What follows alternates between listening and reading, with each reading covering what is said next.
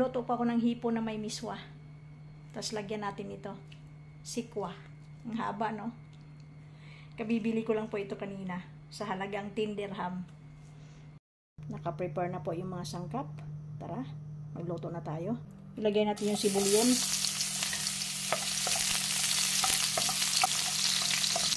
Ilagay natin yung luya.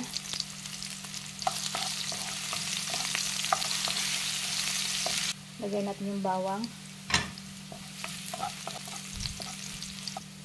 Lagay natin yung hipon. Sangkutya natin.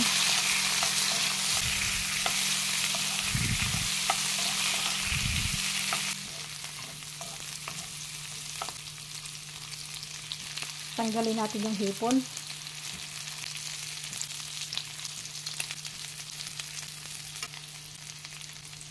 I-set aside natin yung hipon. Ilagay natin yung kamatis.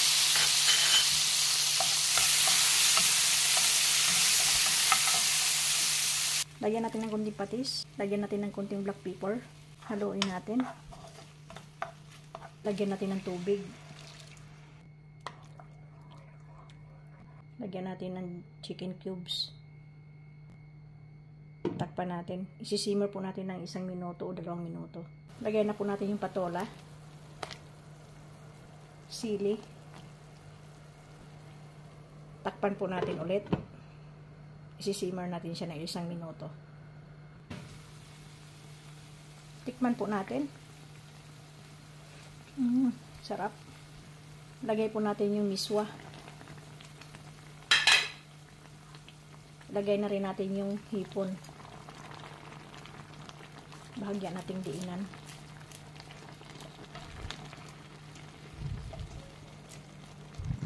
Takpan po natin ulit. Maya-maya po, luto na po yan.